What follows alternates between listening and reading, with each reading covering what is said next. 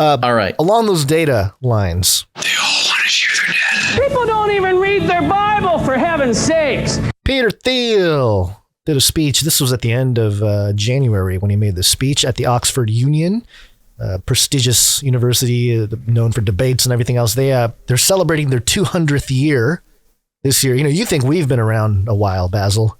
Oxford Union has been around for 2 centuries. And Peter Thiel spoke about a bunch of things, including climate change and world government. He did have this moment talking about Greta, which I thought was fun. And of course, fun. We can come up with other ones. Probably the sort of the most mass market version of this sort of catastrophic existential risk is the climate change one, where I can just reference Greta and the sort of autistic children's crusade. And Greta is the autistic children's crusade of climate.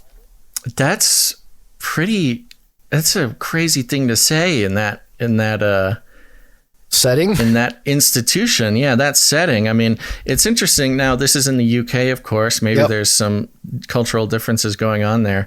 But of course, in the US and US universities, you would not be able to say that. That'd be completely inappropriate. And there would be marches and riots and protests. Maybe that's what he wants. He would be banned altogether. But he actually gets some laughs in Oxford. I would sort of assume that the UK, university system is sort of more liberal along the same lines. Liberal leaning. That's what it seems like, at least from here. But this and some of the other ideas he's going to communicate here kind of makes me wonder if Oxford is totally something else. It's very strange. Yeah. So there's the other part of this speech that grabbed people's attentions, grabbed my attention for sure, is at the end here. Let me play the clip. And it's muted, so let me get it unmuted and play the clip. Do not hide under the rock and pretend these things are not real. By the way, so he's talking about the existential risks that exist. He talks about nuclear war, nukes, AI, climate, but then he talks about totalitarian governments as being one of those things, and he's pontificating on that point. Do not hide under the rock and pretend these things are not real. But we have to make the list complete, and I would include as a very, very serious existential risk, the risk if you end up with a one world totalitarian state. That also counts as an existential risk, and it seems to me that we shouldn't be too short-sighted about that one. We should always fight that. That's something that always needs to be stopped. I should not need to remind you that in the sort of quasi-mythological New Testament account, the slogan of the Antichrist is peace and safety, and that there is we're told that there's nothing worse than Armageddon, but perhaps there is. Perhaps we should fear the Antichrist. Perhaps we should fear the one world totalitarian state more than Armageddon. And perhaps we should stick with some of the tried and true ideas of classicalism this organization and this institution has been supporting for 200 years, and keep going for another 200. Thank you very much. There you go. So interesting. A couple interesting things. What did he call it? The quasi-mythological. Yeah, the quasi-mythological accounts of the New Testament is what I believe he said. Yeah, that's interesting. That's a bit of a, what's the word? Enlightenment. Verbiage. Yeah, idea, the sort of the Enlightenment concept of what to do with the Bible. Yeah. And, he does kind of mention there, this institution, talking about Oxford as being, I forget the exact words he says, but whatever he said, classical. Classicalism, classicalism. So that sounds Enlightenment. Sense. Yeah. It's kind of a different version of conservatism in a way, except for it's much more sort of academic and hoity-toity. Yeah, it is sort of the pillar of the West. at least from the UK's perspective. So, right. Yeah, very interesting. He does mention the Antichrist, and it's he's quoting 1 Thessalonians 5, verse 3, where it says, while people were saying there is peace and safety, then sudden destruction will come upon them as labor pains come upon a pregnant woman, and they will not escape. This is a passage, people have attributed this to the rapture passage, but the sudden destruction is the day of the Lord's wrath, like God's wrath coming, which is a big study topic if you're into pre-wrath and doing that whole thing. So the peace and security is sort of the illusion of the Antichrist. So he gets that part right. But I think it's interesting that he's like, I get what he's trying to do with the analogy, trying to make it sound like, yes, the Antichrist, the one world system is bad. This peace and safety moniker, or not moniker, what's it? Slogan, sure, of the Antichrist is sort of, what are we exchanging? What are we giving up for this peace and security that ultimately ends in sudden destruction? So kind of making that point there. Yeah. It's interesting because you saw Elon Musk say almost the exact same thing to the world. What was it called? The World Government Summit. World Government Summit. Yeah. I mean, he said kind of the same thing, pushing back against this one world government idea. Now, Thiel and Elon have a history together, they've kind of been characterized as sort of a frenemy kind of relationship. I mean, they've been in on deals together. They were both involved with PayPal together. But since then, they've kind of butted heads on a couple things. But very strange, both of them in big academic settings. Yeah. I mean, truly, if there is, a version of Illuminati meetings, the World Government Summit and the Oxford Union are definitely examples of that. Yeah. And both of them, two billionaires showing up, specifically sort of referencing fringy Christian ideas about how to characterize eschatology, the globalization of. Yeah, exactly. Yeah. Right.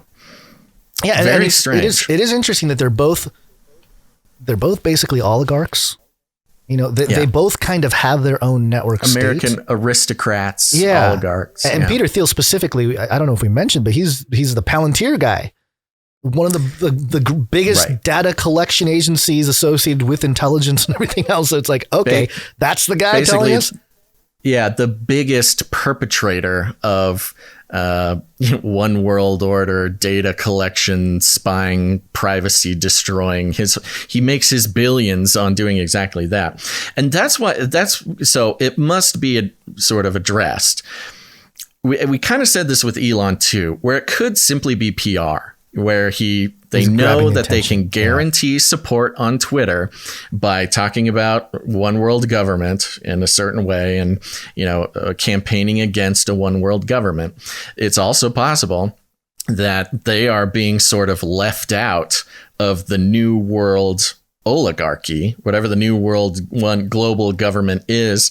Maybe they don't appreciate being left out of it. So they're sort of pushing back against it as a play to try to take their rightful place as billionaire oligarchs in the one world government. Or who knows? I don't know. Maybe they're, it's crazy to say, maybe they're on the right side of things. I don't know. It's very strange. I don't trust it, but there's lots of things to consider.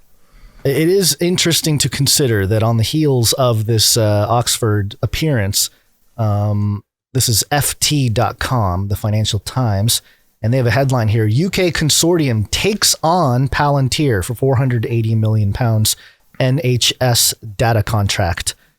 Basically, they're not going to use Palantir, the UK, British data, the NHS, and instead they're going to go into their own companies, Vor Health Technology, whatever, these companies here, Black Pear, and all these companies. Okay, so 3 companies which they say will also work alongside a number of UK universities, blah, blah, blah. So yeah, maybe you're right. Maybe he's just like, I'm in the UK. You guys are rejecting my offer to help out the UK collect data on its citizens.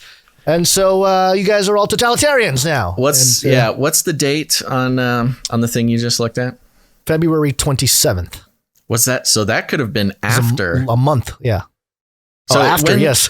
So the Oxford thing was January 28th. January. I mean, they could have. I don't know. The timing's weird. They could have denied him that business because of what he said. It's possible. He might be getting kicked out of the club because of what he said at Oxford. Yeah. Yeah. And just very weird. The whole thing is very strange. And one other thing I'll say about the whole point he was making, how maybe the Antichrist, we should look out for the Antichrist. Everyone says Armageddon's the worst thing, but the Antichrist is worst. It's weird because it's the solution to the end of the world that's worse than the actual end of the world. Armageddon being the final battle between, the kings of the earth led by their demonic leadership, waging war against God's people at the end of history. Yeah, he doesn't quite have the theology straight on that, but that's not as good or as bad as anyway. It was confusing. Well, I think what he was saying was he was making the point that the solution to the disaster shouldn't be worse than the disaster. Right. And he was making the point that one world government, Antichrist spirit, is worse than avoiding the end of the world. Sure. Not specifically Armageddon, maybe. Maybe he's using Armageddon colloquially, not as the literal Battle of Megiddo, end of the world, but sort of Armageddon as a replacement for the end of the world. A quasi mythology. He is taking it, of the New admittedly, Testament. pseudo mythologically. But it is interesting. I might have. Okay. But it is interesting that he's even taking seriously the pseudo mythological reading of it. It kind of shows that he's at least reading the text. If he's not thinking of it literally, which he'd probably get laughed off the stage in Oxford for taking it literally. But I don't know. It's very strange. There seems to be, like we've been seeing, this sort of splitting of the teams as far as whatever the new world looks like. The New World Order game. And also the technologarchs, leveraging their remaining power, being siloed away from the big beast, but maybe creating their own. But ultimately, we know about the end times and how there will be 10 kings, there will be 4 beasts, and they all kind of merge together into one big ugly thing.